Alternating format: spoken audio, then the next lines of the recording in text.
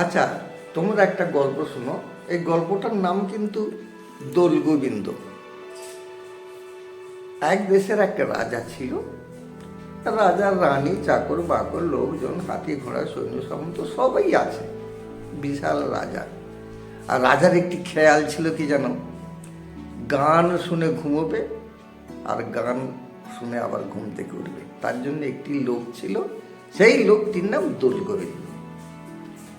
যখন ঘুম পাড়ানি গান গায় তখন রাজা ঘুমিয়ে যায়, আবার যখন ভোরের দিকে ঘুম ভাঙানো গান গায় তখন রাজার ঘুম ভেঙে যায়। সে যদি যত রাত্রেই ঘুম ভাঙানো গান করবে, রাজা ভাববে যে দোলগোবিন্দ যখন গান গেয়েছে তখন আর রাত নেই, সে উঠে তার প্রাতঃক্রিয়া সারবে। এখন এইভাবে বেশ কিছুদিন চলতে লাগে। হঠাৎ একদিন দোলগোবিন্দর মনে শান্তি নেই, মনটা খারাপ। সে এখন রাত্রি 2টোর সময় ঘুম ভাঙাটা গান গেয়েছে।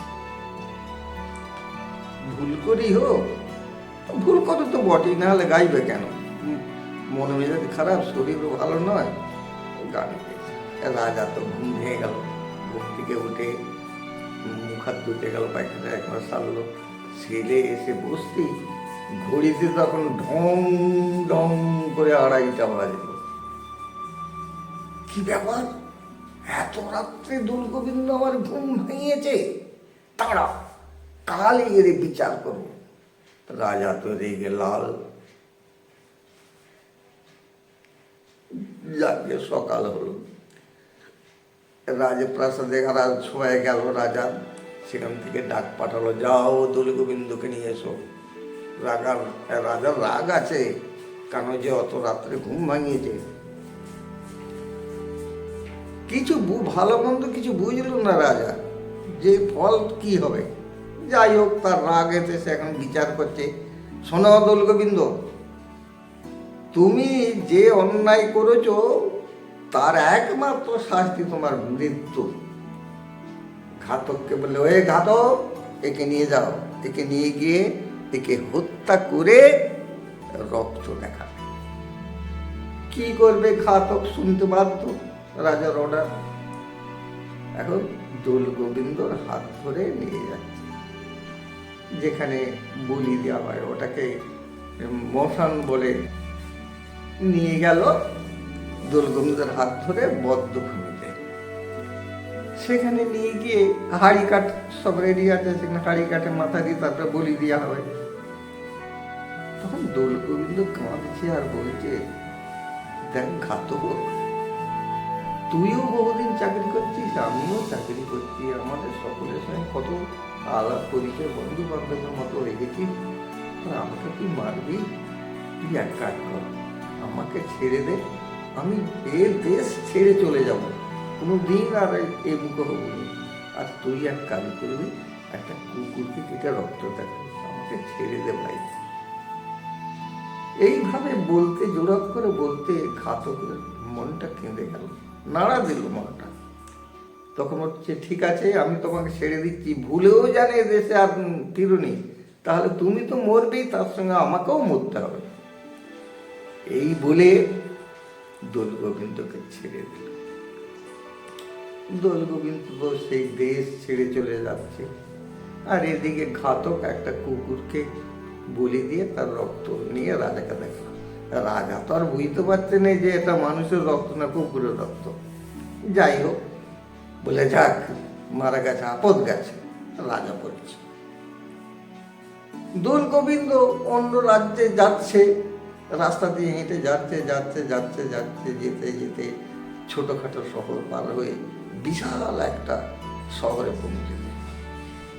সেইখানে শহরের রাস্তার ধারে বড় বড় প্ল্যাকেট দেখতে পাচ্ছে, সাইনবোর্ডে লেখা আছে। কি লেখা আছে?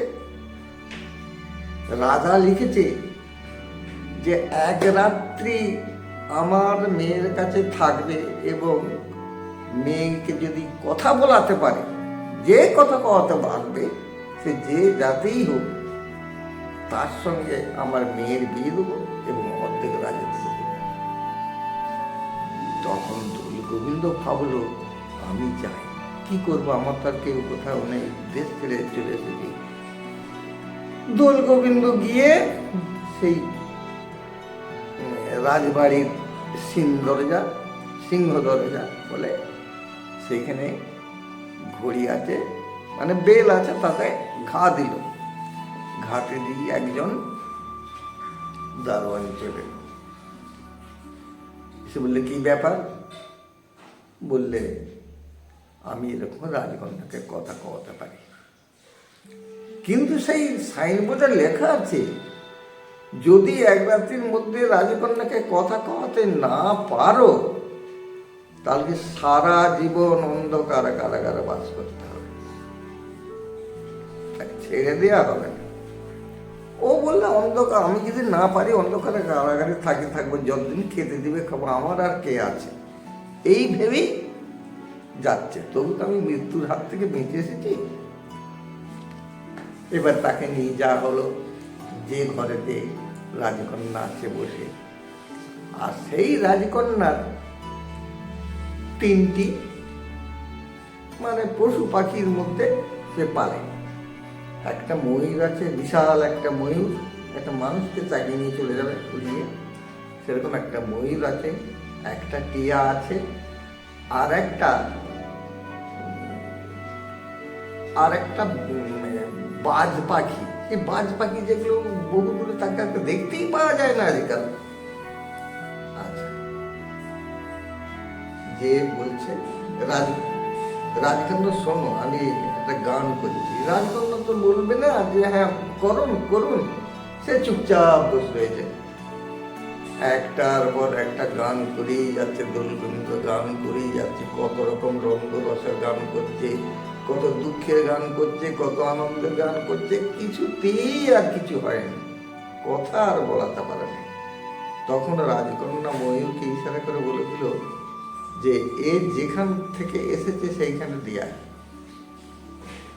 ইশারা করে বলে দিল। তখন ময়ূর তাকে দোল গোবিন্দকে পায়ে করে চাগিয়ে নিয়ে উড়ে চলল। উড়ে যে কোথায়, যে রাজার কাছে চাকরি করতো তার রাজার সেই 4 তলার ছাদেতে তাকে ফেলে দিয়ে চলে এলো। ছাদে ফেলতে একটা আওয়াজ হলো, ফেলে দিয়ে ময়ূর উড়ে চলে এলো। রাজা বলছে, বাহ, ছাদে কি আওয়াজ হলো দেখো তো, বলে একটা রক্ষীকে বললে, যাও তো দেখে এসো তো। রক্ষী গিয়ে দেখে, ও বাবা, দোল গোবিন্দ। তখন হাউ মাউ করে দুজনই কাঁদছে। ইধারে ঘাতকও খবর পেয়ে গেছে দোল গোবিন্দ এসেছে, ঘাতকও কাঁদছে, যায় এবার আমারও মরণ হবে, আর দোল গোবিন্দ তো মরবে। কি করবে? রাজার কাছে সংবাদ গেল এবং তাকে নিয়ে যেতে হলো, বলে যাও তাকে নিয়ে এসো। নিয়ে আসতেই রাজা বলছে, দোল গোবিন্দ, আমি কি ভুল করেছি, তোমাকে মৃত্যুর আদেশ দিয়ে আমি ঘুমোতেও পারিনি, আর কিছুই না, কোনো শান্তি নেই, খেয়ে শান্তি নেই, ঘুমিয়ে শান্তি নেই, আমি খুব ভুল করেছি। তা তুমি কোথায় ছিলে, আর কি করে আমার ছাদে এসে পড়লে? তখন দোল গোবিন্দ কোথায় গিয়েছিল, কিভাবে এসে তার ছাদে পড়লো, সব কথা রাজার কাছে খুলে বলল। এরপর আগামীকাল।